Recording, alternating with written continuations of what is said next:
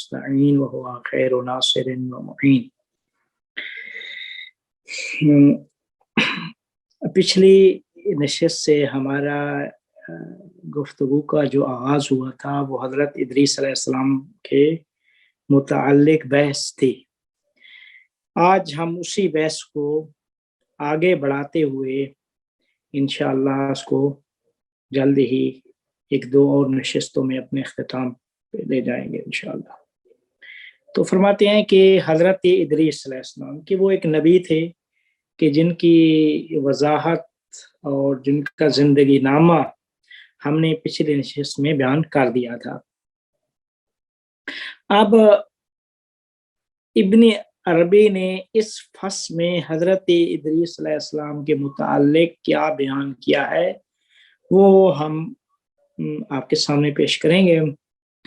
तो फरमाते हैं कि इस फस्ल में हजरत इदरीस अलैहिस्सलाम के वजूदी मरातिब के मुताल्लिक तहलील व गुफ्तगू भी है।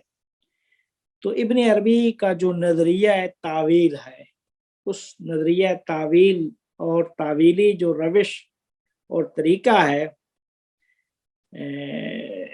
उसको मद्देनजर रखकर और उस तरीके की जो बुनियाद वो उनका मुकाशफा है और मुकाशफे की बुनियाद भी उन्होंने वहदतुल वजूद पे रखी थी कि जिस वहदतुल वजूद को उन्होंने कुरान आयात से तमस्सुक करके बयान किया था।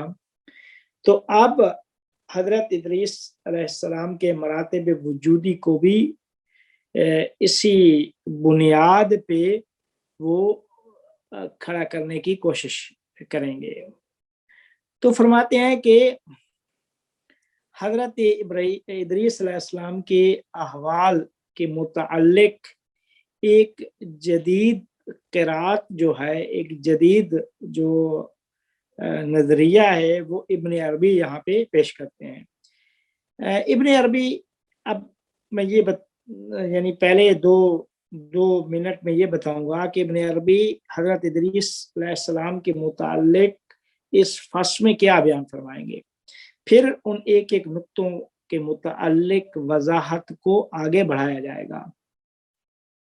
तो फरमाते हैं कि इब्न अरबी मुतक़िद हैं, का इत्क़ाद और नजरिया है कि हजरत इदरीस अलैहिस्सलाम मर्तबा तक़दीस पे पहुंचे हुए थे और तक़दीस से उनकी मुराद कि हजरत इदरीस अलैहिस्सलाम का जो तजर्रुद और मुजर्रद होना था, तो उनके तजर्रुद और मुजर्रदियत में शिद्दत की वजह से वो मर्तबा तक़दीस पे फायज थे और इस मर्तबा तक़दीस पे फायज होने के लिए उन्होंने निहायत ही सख्त तरीन रियाजतें करके वो खालिस अक्ल नाब बंदा बने थे। तो रियाजत की और सख्त रियाजतों से ही इदरीस अलैहिस्सलाम मर्तबा तक़दीस पे फायज हुए थे। ये एक पहली बात करेंगे कि वो किस तरह फायज हुए थे, ये पहला नुक्ता है। दूसरा नुक्ता यह है कि इब्न अरबी फरमाते हैं कि इदरीस और इलियास एक ही है। अलबत्ता आगे फिर एक फस्ल में आके फरमाएंगे कि ये दो हैं, फुतूहात मक्किया में भी दो का इशारा, लेकिन उसकी वजाहत बयान करेंगे कि किस तरीके से वो दो, इलियास और इदरीस को दो मानते हैं और किस तरीके से एक मानते हैं। तो फरमाते हैं कि इस फस्ल में इब्न अरबी का अकीदा यह है कि इदरीस और इलियास एक ही चीज है, एक ही शख्स है।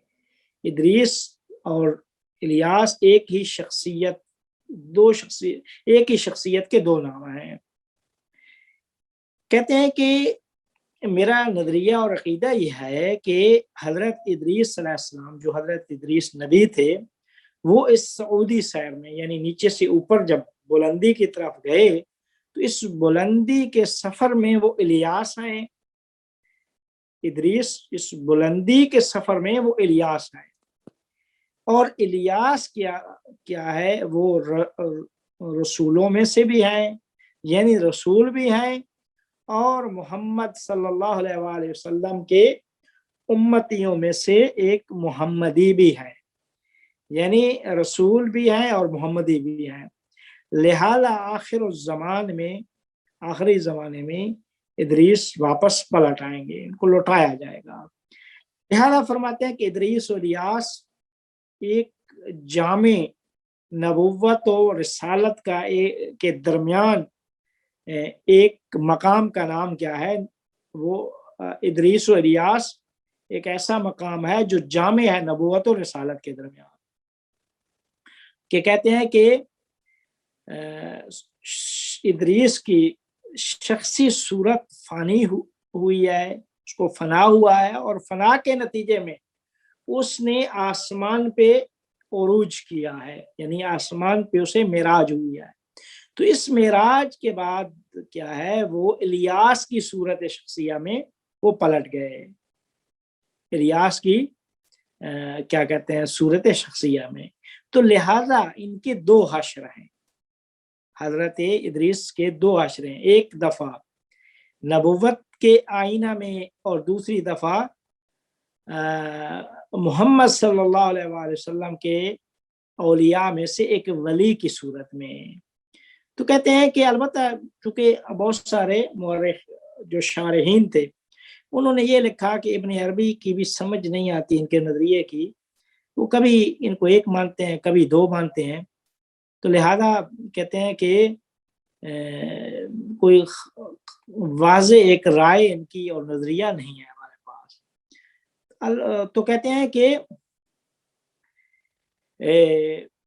کبھی وہ فرماتے ہیں کہ ادریس اور الیاس دو شخص ہیں، دو ایسے شخص ہیں کہ جو کعبہ کے چار رکنوں میں سے دو رکن کو تشکیل دیتے ہیں، اور آخر الزمان میں یہ اقطاب میں سے ہیں، قطب ہیں یا امام۔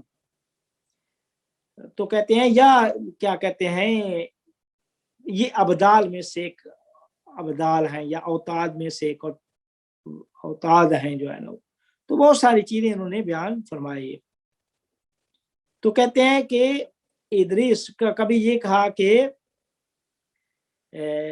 ابدالی مقام میں ادریس ہیں اور اوتاد کے مقام میں وہ الیاس ہیں، یعنی وہ ایک ہی شخص ہے، ایک جہت سے اوتاد کی جہت سے الیاس ہے، اور ابدال قطب ابدال کے مقام میں ہے تو وہ ادریس ہے۔ یہ کچھ بحثیں ہیں، ان کی ہم وضاحت بعد میں کریں گے۔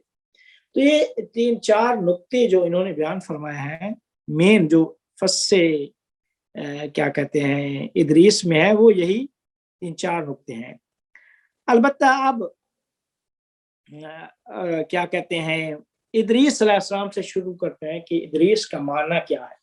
البتہ ہم پچھلی نشست میں ادریس کے معنی بھی واضح کر چکے ہیں، ذکر کر چکے ہیں، لیکن پھر بھی یاد دہانی کے طور پر یہاں پہ بھی ہم آپ کے سامنے ادریس کے معنی بیان کریں گے۔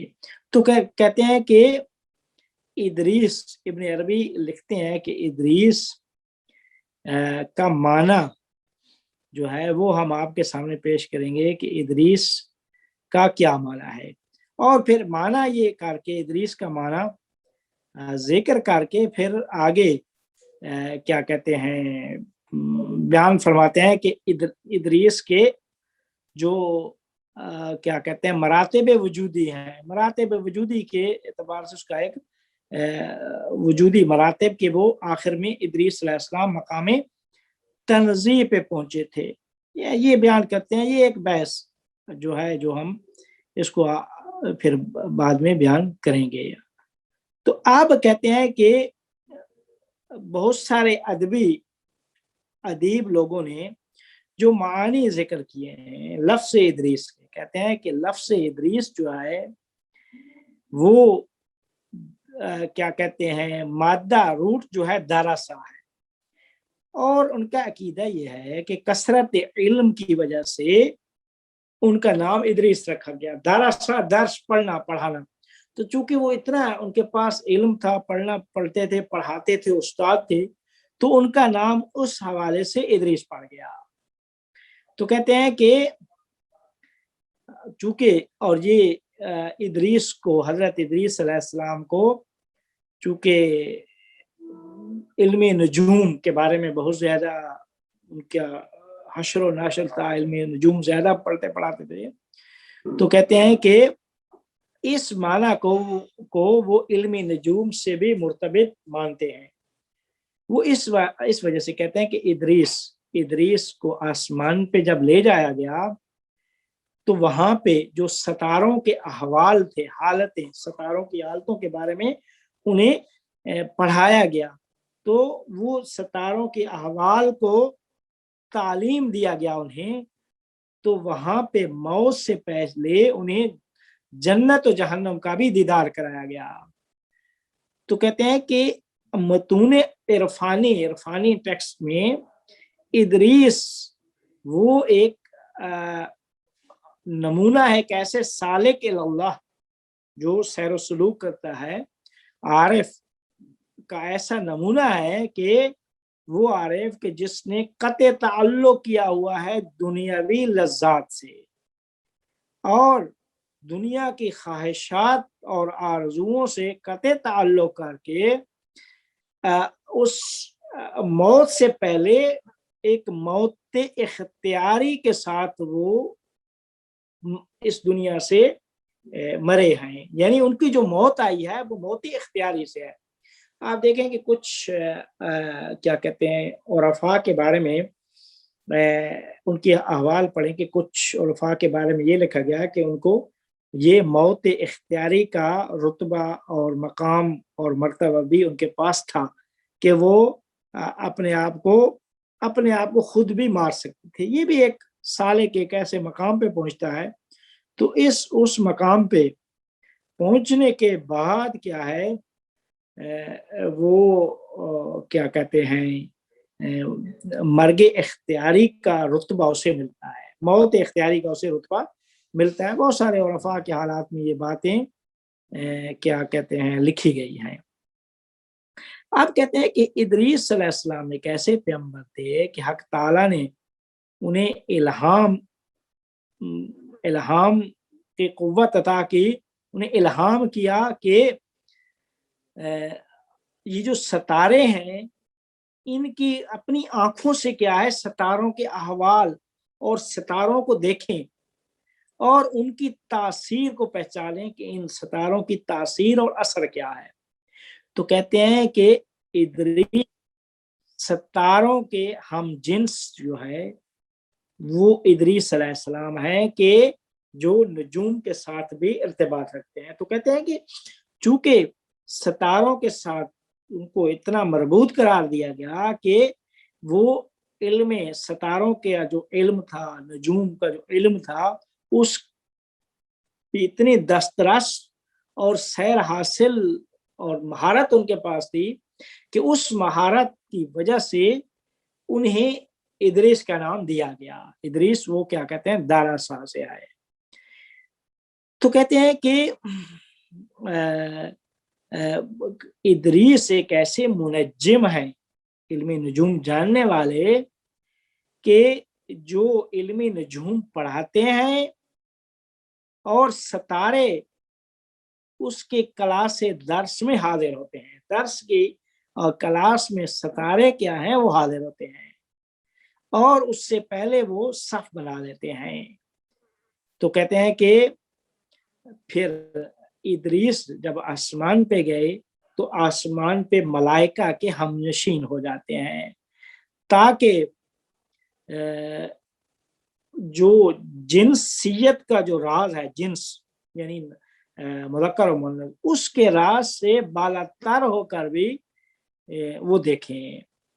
तो कहते हैं कि ये बहुत सारी चीजें इसके मुतालिक लिखी गई है कि हजरत इदरीस अलैहिस्सलाम को इदरीस क्यों कहा जाता है। इसके मुतालिक बहुत सारे उलफान में बहुत कुछ लिखा, लेकिन हम वो सारी गुफ्तगू यहाँ पे मुमकिन नहीं है। लेकिन ابن عربی نے جس نبی کے متعلق جو کچھ بھی کہا ہے تو وہ ابن عربی نے جو اپنی روش تعویلی تھی، جو ان کا نظریہ تھا تعویل کا، اس تعویل کے نظریے پہ بنیاد رکھ کر ساری گفتگو کسی نبی کے متعلق اس فصوص الحکم میں کیا ہے۔ کیونکہ ان کا نظریہ تعویلی یہ کہتا ہے کہ ہر قرآن ہر کلام کی تعویل ہے، ہر کلام کی کیا ہے؟ تعویل ہے۔ اور تعویل کیا ہے؟ وہ عارف کو باطنی معنی تک جو رسائی ہوتی ہے، یا باطنی معنی جو اسے کشف ہوتا ہے، پردے کے پیچھے جو معنی ہوتا ہے، جو اسے جب حاصل ہوتا ہے تو وہ اس متن کی تعویل کہلاتا ہے۔ تو یہ تعویل کے اوپر اعتقاد اور نظریہ رکھ کے ابن عربی نے سارے نبیوں کے متعلق وہ جو حکمتیں ہیں وہ جاننے کی کوشش کیا ہے۔ تو اب ادریس کے متعلق بھی یہی انہوں نے کہا کہ ایک ادریس کو ادریس اس وجہ سے کہا جاتا ہے کہ کثرت علم کی وجہ سے ان کا نام ادریس پڑ گیا، یہ پہلی وجہ۔ دوسری وجہ یہ تھی، وہ لکھتے ہیں کہ وہ لوگوں کی آنکھوں سے اوجل ہو گئے، تو لہذا ادریس کو دروس کے جو روٹ ہے اس کا دروس بتایا، اور دروس کا مطلب ہوتا ہے گم ہو جانا۔ اور ادریس چونکہ لوگوں کی آنکھوں سے گم ہو گئے تھے، اللہ نے انہیں چوتھے آسمان پہ بلا لیا تھا، تو چوتھے آسمان پہ جانے کی وجہ سے، لوگوں کی نظروں سے غائب ہونے کی وجہ سے انہیں ادریس نام سے پکارا جانے لگا۔ تو کہتے ہیں زمخشری، بہت سارے اور لوگوں نے بھی بہت ساری اس کی وجوہات لکھی ہیں۔ تو کہتے ہیں جو ادریس کا جو خرد اور ہوشیاری اور عقل مندی اور دانش جو ہے وہ معروف ہے اور آفاق ہے۔ ہاں، تو کہتے ہیں کہ اسی وجہ سے کہا یہ جاتا ہے کہ سب سے پہلی شخصیت کہ جس نے قلم سے لکھا وہ حضرت ادریس علیہ السلام ہے۔ تو کہتے ہیں کہ بعض کیا کہتے ہیں، البتہ جو یہودی ہیں یا عیسائی ہیں، تو انہوں نے ادریس کو وہ اخنوف یا خنوف جو ان کی کتابوں میں آیا ہے اس کی طرف کیا ہے نسبت دیا، جو ہم پچھلے اس میں بھی یہ بات بیان کر چکے ہیں، پچھلے نشست میں مفصل 3-4 وجوہات۔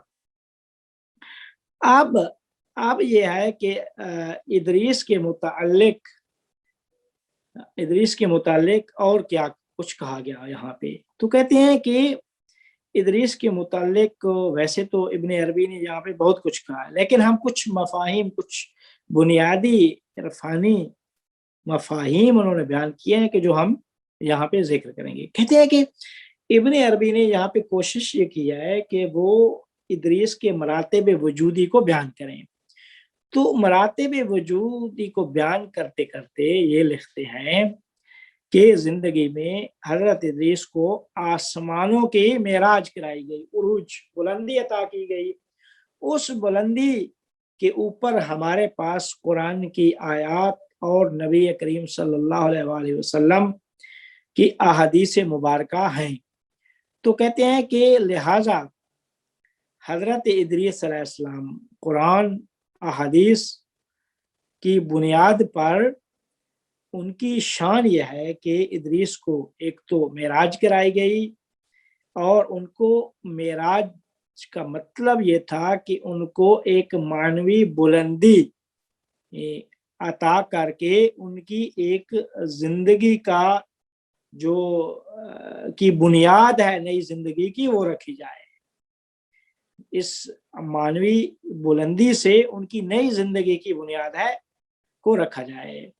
تو کہتے ہیں کہ لہٰذا یہاں پہ جتنی بھی آیات ہیں قرآن مجید کی یا پیغمبر اکرم صلی اللہ علیہ وآلہ وسلم کی حدیث کی جو نقل ہوئی ہیں حضرت ادریس کی شان میں، وہ ادریس کے وجودی آثار سے لی گئی ہیں۔ ان کے وجود کے جو آثار تھے وہ کیا تھے؟ کہ ان کو جو بلندی اور معراج عطا ہوئی ہے وہ سلوک کے معنوی کا ایک جلوہ تھا کہ جو اس کی زندگی میں کیا ہے وہ نمایاں ہوا۔ تو فرماتے ہیں کہ لہذا ادریس کا آسمانوں پہ اٹھ جانا یہ ادریس علیہ السلام کی معراج کہلاتا ہے، معراج کے نام سے اسے یاد کیا جاتا ہے۔ تو کہتے ہیں کہ قرآن مجید کی آیات اس کے متعلق بیان کرتی ہیں سورہ مریم میں وَرَفَعْنَاهُ مَكَانًا عَلِيًّا، ہم نے انہیں مکان علی عطا کیا ہے، ایک بلند مکان عطا کیا ادریس علیہ السلام کو۔ تو یہاں پہ پھر ابن عربی آ جاتے ہیں کہ جو بلندی مکان ہے یہ کیا ہے، علو مکان۔ یہ اللہ نے فرمایا وَرَفَعْنَاهُ مَكَانًا عَلِيًّا، ہم نے ادریس کو بلند مکان عطا کیا ہے۔ تو اس سے کیا مراد ہے؟ پھر اس کے اوپر تھوڑی سی بحث کرتے ہیں کہ یہ علو مکان کا مطلب کیا ہے۔ تو کہتی ہیں ادریس ابن عربی کہ ایک علو مکان ہے اور ایک علو مکانتی ہے، مکان سے مکانتی، یہ دو اصطلاحیں انہوں نے یہاں پہ بیان کی ہیں۔ تو کہتے ہیں کہ یہ آپس میں متقابل اصطلاحات ہیں، علو مکان اور علو مکانتی۔ پھر وضاحت اس طریقے سے کرتے ہیں کہ علو مکان جو ہے وہ نفوس مجردہ کے لیے علو مکان ہے، اور امت محمد صلی اللہ علیہ وآلہ وسلم کی امت کے اولیاء کے لیے علو مکانتی ہے۔ علو مکان خاص ہے نفوس مجردہ کے لیے، اور علو مکانتی محمد صلی اللہ علیہ وسلم کی امتیوں میں سے جو اولیاء ہیں ان کے لیے خاص ہے۔ اور ادریس علیہ السلام محمد صلی اللہ علیہ وآلہ وسلم کی امت میں سے نہیں آئے، امت سے، لہذا ان کے پاس علو مکانتی نہیں ہے بلکہ علو مکان ہے، علو مکان کا جو مرتبہ ہے وہ ان کے پاس ہے۔ پھر کہتے ہیں کہ پھر علو مکان کی تعویل کر دیتے ہیں، تعویل یعنی اس کا جو باطنی معنی ہے وہ اس کو ابن عربی بیان کر دیتے ہیں۔ تو کہتے ہیں کہ اس باطنی معنی کو بھی بیان کرتے وقت ابن عربی کی ساری توجہ کیا ہے، قرآن مجید کی آیات کے اوپر مرکوز ہوتی ہے، جہاں پہ قرآن میں اللہ تعالیٰ نے یہ فرمایا وَاذْكُرْ فِي الْكِتَابِ ادریس، آپ ذکر کریں، یاد کریں کتاب میں ادریس کو، اِنَّهُ کان صدیق نبی، صدیق نبی تھے، سچے نبی تھے۔ وَرَفَعْنَاهُ مَكَانًا عَلِيًّا، ہم نے اسے مکان علی، بلند مکان عطا کیا ہے۔ تو اللہ نے بھی قرآن میں علو مکان کا درجہ جو ہے وہ حضرت ادریس کو دیا ہے، نہ علو مکانتی۔ تو اب اس میں کیا کہتے ہیں، فرماتے ہیں کہ علو کی دو قسمیں ہیں، علو مکان، جس طرح کے جندی نے بھی یہ ذکر کیا ہے ابن عربی کی قول سے، اسی فاس کے نیچے میں فرماتے ہیں علو مکان اور علو مکانتی۔ علو مکان یہ وہی چیز ہے کہ جسے قرآن میں ذکر کیا گیا ہے، علو مکان یہی ہے کہ وَرَفَعْنَاهُ مَكَانًا عَلِيًّا، یہ علو مکان ہے۔ تو آپ کہتے ہیں کہ یہ علو مکان جو ہے، چونکہ حضرت ادریس علیہ السلام کو معراج ہوئی ہے فلک شمس کے اوپر، اور فلک شمس وہ مکان ہے کہ جس کے اوپر افلاک عالم کیا ہے وہ گردش کرتے ہیں، جس کے اوپر افلاک عالم کیا ہے وہ گردش کرتے ہیں۔ تو کہتے ہیں کہ اس وجہ سے وَرَفَعْنَاهُ مَكَانًا عَلِيًّا قرار دیا۔ تو فلک شمس بھی ایک مکان ہے، تو چونکہ وہ بھی مکان ہے اور وہ علو مکان، تو اس وجہ سے ادریس کو بھی یہ فرمایا کہ ان کے پاس بھی علو مکان تھا، علو مکانتی نہیں تھا۔ پھر آگے فرماتے ہیں کہ جو حضرت ادریس کا روحانی مقام ہے وہ فلک شمس ہے، چونکہ فلک شمس کے پاس بھی علو مکان ہے، تو ادریس کے پاس جو روحانی پاور ہے وہ بھی فلک شمس ہے۔ تو کہتے ہیں کہ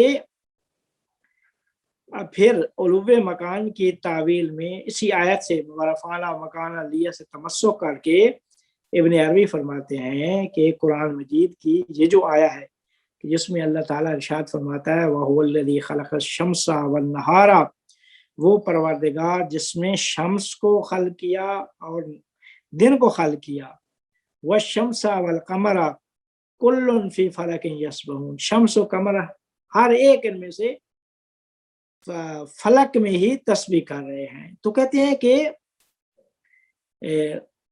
اللہ تعالیٰ نے ادریس کو اپنے پاس بلایا، یعنی مکان کی بلندی عطا کی۔ آپ کہتے ہیں کہ ادریس کی جو روح مجرد تھی اسے فلک شمس میں رہائش پذیر کیا۔ فلک اس کا مسکن کیا ہے؟ وہ فلک شمس ہے۔ جب مسکن فلک شمس ہے تو اب یہ اس بیان کا تعویل شدہ بیان ہے کہ جو یہ کہتا ہے کہ فلک شمس کیا ہے؟ تمام افلاک سے بالاتر ہے۔ فلک شمس جب تمام افلاک سے بالاتر ہے تو یہی فلک شمس کیا ہے؟ جگہ ہے حضرت ادریس کے روح مجرد کی۔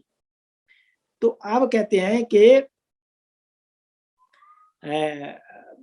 یعنی ان سے تمام کے فلک شمس کیا ہے؟ تمام افلاک پہ اسے جو برتری حاصل ہے تو وہ برتری منزلت اور مقام میں ہے۔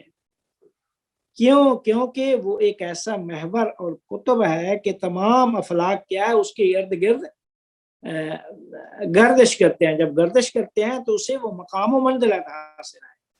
تو کہتے ہیں فلک شمس کیا کہتے ہیں 7 افلاک کے اوپر ہے اور ان کے محور ہے۔ تو اور وہ 7 افلاک کون سے ہیں؟ وہ فلک مریخ، مشتری، کیوان، منازل، اطلس، کرسی اور تو کہتے ہیں کہ یہی افلاک کیا ہیں؟ 7 افلاک یہ ادریس صلی اللہ علیہ السلام کے مراتب وجود، یہ جو 7 افلاک ہیں یہی افلاک وہ وجود کے مراتب کو بیان کر رہے ہیں، وجود کے مراتب کو بیان کر رہے ہیں۔ یہ کیسری نے لکھا ہے کہ نیچے۔ تو پاس کہتے ہیں کہ ادریس صلی اللہ علیہ السلام کے پاس علو مکان ہے اور علو مکانتی نہیں ہے۔ کیونکہ فنا کے بعد اسے بقا حاصل نہیں ہوئی ہے۔ فنا ہوئے ہیں، بقا ابھی نہیں ہوئے ہے۔ تو کہتے ہیں خارزمی نے بھی اس طریقے اس نقطے کی طرف کیا ہے؟ اشارہ کیا ہے۔ تو پھر آگے فرماتے ہیں کہ ادریس علیہ السلام نے ریاضت سے بشری اور نفسانی اوصاف کو انسانی اور روحانی صفات میں تبدیل کیا، اور کہتے ہیں کہ ابھی فنا در ذات وصول تو ہوا ہے لیکن کیا ہے؟ بقا اسے حاصل نہیں ہوئی۔ تو جو وصول ہوا ہے جس ذات سے وہ اس سے ذاتی علو حاصل ہے، یعنی ذاتی بلندی اسے حاصل ہے۔ تو ذاتی بلندی کسے ہے؟ وہ پروردگار ہے، وہ اللہ تعالیٰ کی جو ذات ہے۔ تو اب کہتے ہیں کہ ادریس صلی اللہ علیہ السلام کیا ہے؟ وہ مقام تنزیہ پہ پہنچ چکے ہیں۔ مقام تنزیہ پہ اب چونکہ یہاں پہ اس بحث کو وہی بحث جو پیچھے فصل میں حضرت نوح علیہ السلام کے متعلق کی تشبیہ و تنزیہ کی بحث، تو اسی تنزیہ اور تشبیہ کی بحث کو آگے بڑھا کر ادریس علیہ السلام کے بارے میں فرماتے ہیں کہ ادریس کا آسمانوں پہ اٹھ جانا یہ اس بات کی دلیل ہے کہ وہ مقام تنزیہ پہ انہیں حاصل ہو گیا ہے، مقام تنزیہ حاصل ہوا ہے۔ تو کہتے ہیں کہ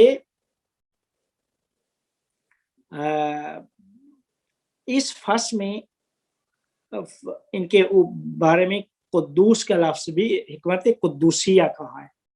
قدوس کا لفظ بھی ادریس کے متعلق ابن عربی نے کہا، اور اس کے علاوہ جو تنزیہ الہی کے مختلف اور جوانب پہ بھی انہوں نے بحث کی۔ تو کہتے ہیں کہ اس فصل ادریس کو حکمت قدوسی کا نام بھی دیا۔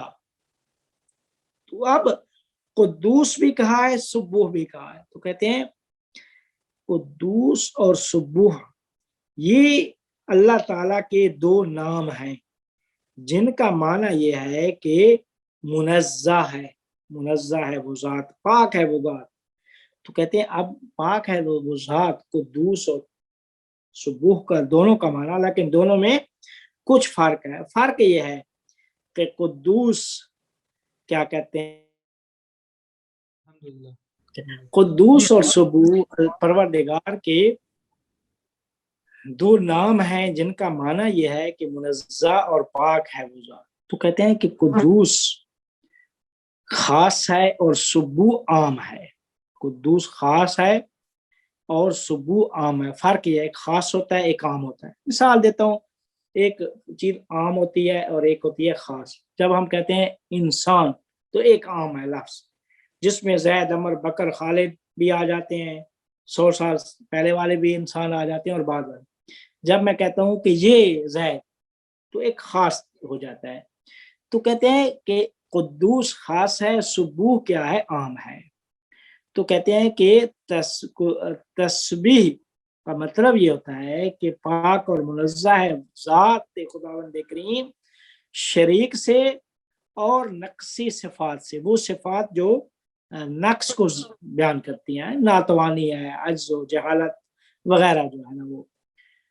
در حالی کے تقدیس کا مطلب یہ ہے کہ پاک و منزہ ہے وہ ذات حق تعالی ان صفات سے بھی، یعنی صفات نقصی سے بھی، اور دوسری تمام ممکنات کی صفات اور ان صفات کے لوازم میں سے بھی۔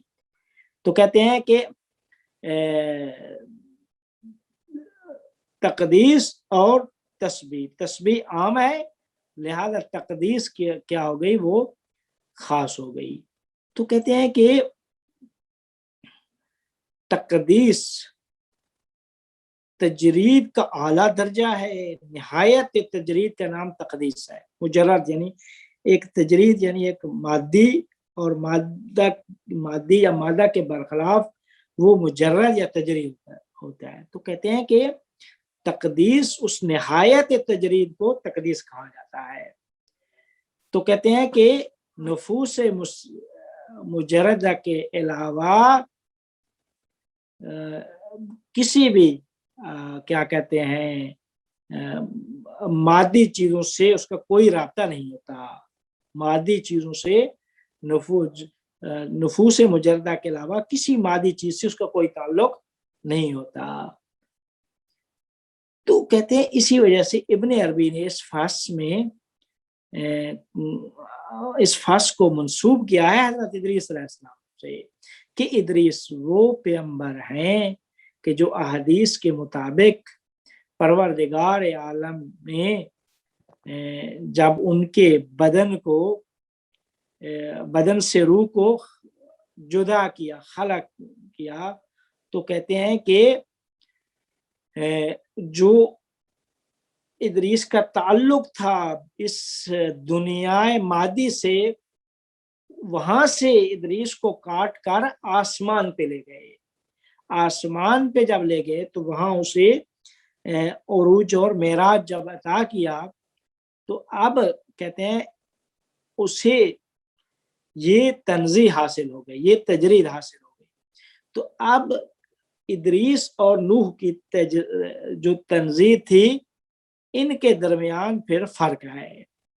یہاں پہ وہ ذکر کرتے ہیں کہ میں کہہ رہا ہوں کہ ادریس بھی مقام تنزیہ پہ پہنچے تھے، تو آپ تو پھر نوح علیہ السلام کے بارے میں فرما چکے ہیں کہ نوح مقام تنزیہ پہ پہنچے تھے تو لہذا وہ فیل ہو گئے تھے، ناکام ہو گئے تھے.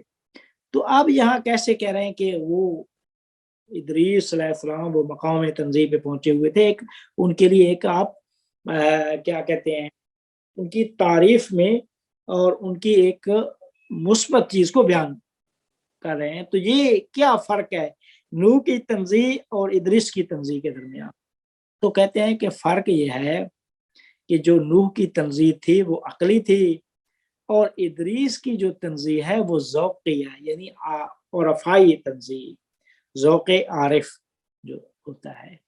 تو پس ابن عربی نے تسبیح کو نوح کے ساتھ خاص کیا ہے، نوح کے ساتھ نسبت دیا ہے، اور تقدیس کو ادریس سے نسبت دیا ہے.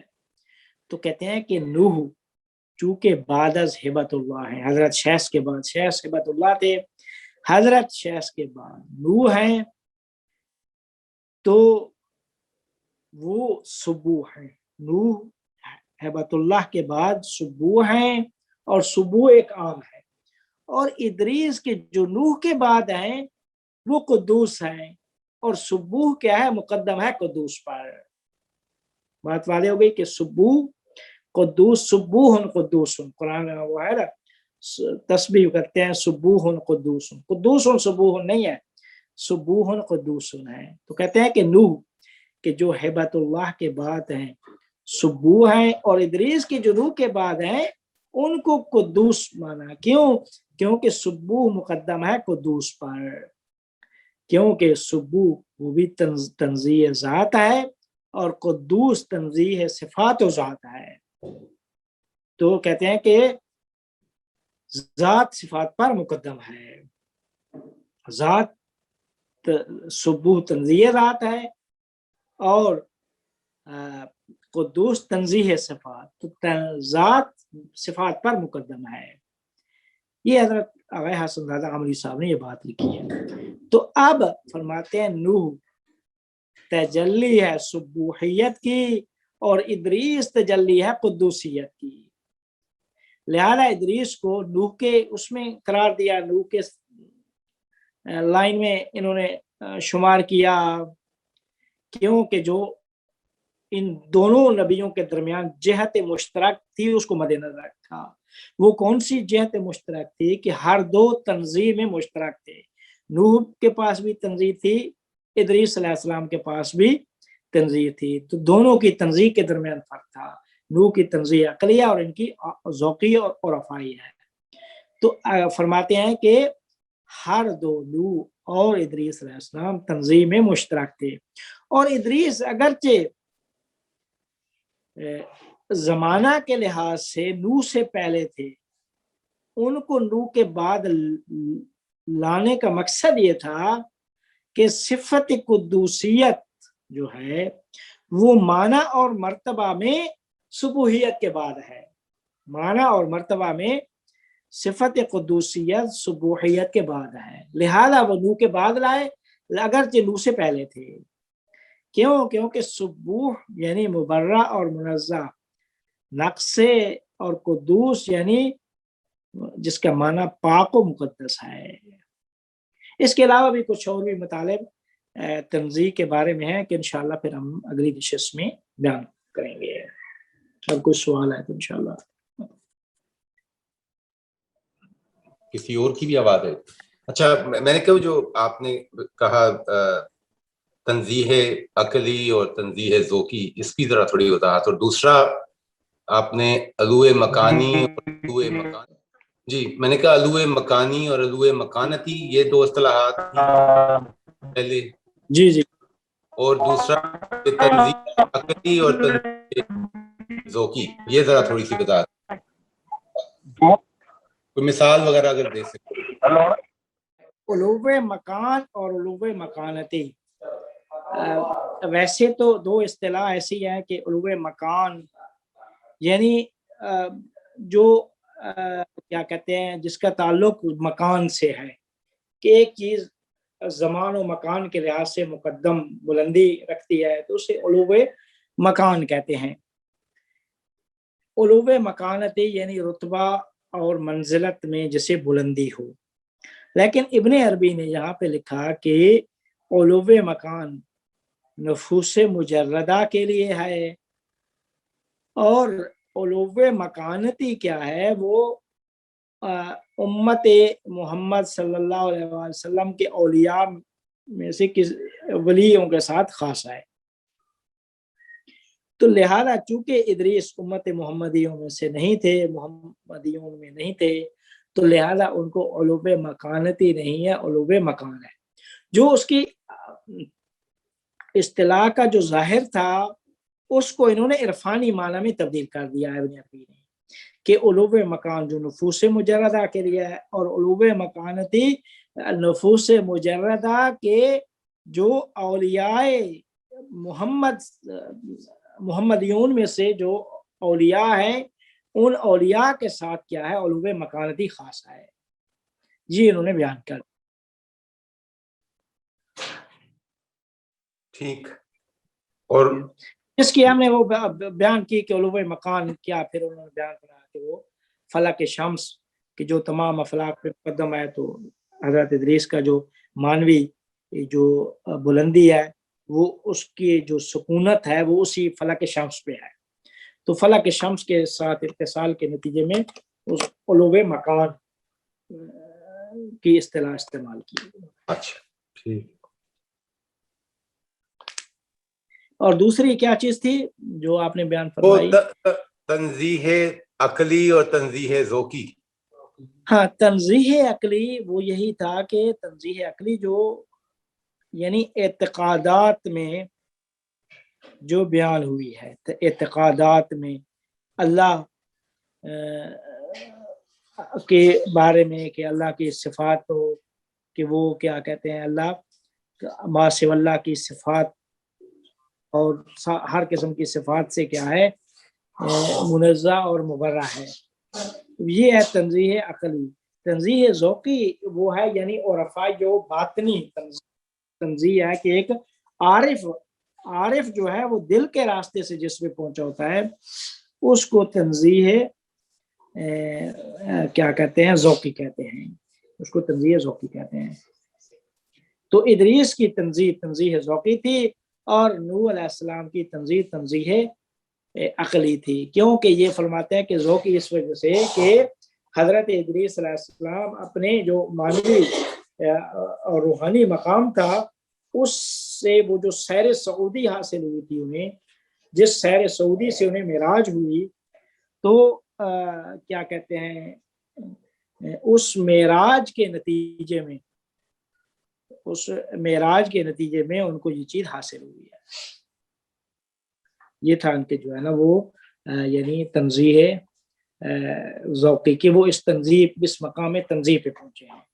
تو پھر ابھی اس کے اوپر بعد بھی اس کی وضاحت کریں گے کہ تنزیہ کے متعلق بہت کچھ عرفاء نے نا اس کے اوپر لکھا کہ وہ حضرت ادریس مقام تنزیہ پہ پہنچے ہوئے تھے. تو اس کی جو ہے نا وہ بیان کیا انہوں نے کہ بہت ساری ریاضت اور کس طریقے سے انہوں نے ریاضت کر کے وہاں پہ پہنچے ہیں. یہ انشاءاللہ آگے ہم اس کو بیان کریں گے. السلام علیکم. علیکم السلام.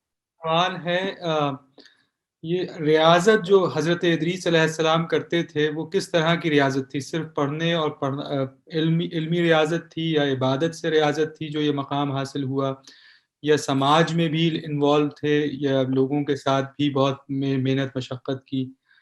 کہ یہ کیسی ریاضت تھی کہ عارف اس مقام تک پہنچ جائے انشاءاللہ؟ دیکھیں، یہ ریاضت وہ روحانی ریاضت کے جس میں وہ عارف یا وہ کیا کہتے ہیں سالک اللہ جو ہوتا ہے، وہ کیا کہتے ہیں چاہے یعنی معاشرے کے ساتھ معاملات انجام دے رہا ہو، چاہے وہ عبادات کر رہا ہو، چاہے وہ علم پڑھا رہا ہو، ہر صورت میں وہ یعنی اپنے ساتھ پاتا ہے یا یعنی اللہ کو یعنی ہر لحظہ میں وہ ہوتا ہے مع اللہ یعنی اللہ کے ساتھ، اس میں اس سے یہ سارے کی سارا اول و آخر کیا ہے وہ خدا ہوتا ہے اس کا. تو یہ اس کا اول و آخر جو ہے خدا ہونا، یعنی اس عارف کی جو روح ہے وہ روح ہر وقت کیا ہے مصروف اور مشغول ہو اس حق تعالی میں. اب اس سے سروکار نہیں ہے کہ وہ عارف ایک لوگوں کے ساتھ معاملات انجام دے رہا ہے یا اللہ کی مخصوص عبادت کر رہا ہے یا علم حاصل کر رہا ہے. اس کو کہتے ہیں ریاضت. تو اس ریاضت سے کیا ہے انہیں وہ بلندی عطا ہوئی. شکریہ.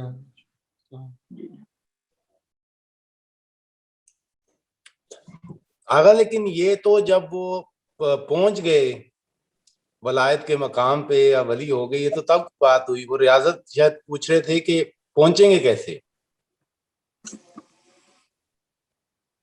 نہیں دیکھیں، وہ پہلا سفر بھی اسی طریقے سے ہے نا. یہ تو بعد کے مراحل ہیں جو ہے نا. وہ تو جو پہلا سفر ہے تو وہ عرفانی جو سفر میں بھی جو بیان کی جاتی ہے کہ من الخلق الی الحق، جی خلق سے حق تعالی کی طرف جو سفر ہوتا ہے، تو وہ تو پہلا قدم ہے کہ اس قدم میں بھی آپ یا کوئی عارف وہ عبادات تو یعنی علم و عمل یہ دو چیزیں جو ہے نا وہ لازمی اور ضروری ہیں. تو انہی کو بنیاد بنا کر وہ آگے پھر بہت سارے اور جو مقامات ہیں روحانی اور مانوی جو عرفاء نے بیان کیے ہیں، تو ایک ایک قدم بقدم ایک ایک کو طے کر کے آگے جاتا ہے. اگر وہ آپ بتا رہے تھے، میں وہ سوال شاید پہلے بھی ہوا تھا، یہ عقلی تنزیہ اور یہ جو ذوق والی تنزیہ، یہ اس کی تھوڑی سی ڈیٹیل اگلی بار اگر اگلی نشست میں ہو سکتی ہے تھوڑی سی. جی انشاءاللہ ہو سکے گی انشاءاللہ. تنزیہ عقلی اور تنزیہ عرفانی، ذوقی وہی عرفانی، عقلی اور روحانی تنزیہ، عقلی اور روحانی تنزیہ، وہ ذوقی عرفانی وہی روحانی تنزیہ ہوتی ہے. یہ یعنی ایک میرے ذہن ادریس کے روح کو بدن سے جدا کر کے معراج کرائی گئی چوتھے آسمان کے اوپر. تو یہ تنزیہ اس معراج کے نتیجے میں مقام تنزیہ پہ پہنچ، تو یہ فنا ہوئے بقا ابھی نہیں ہوئی. تو یہ جو وہ تنزیہ ہے وہ تنزیہ عرفانی ہے، تنزیہ ذوقی ہے.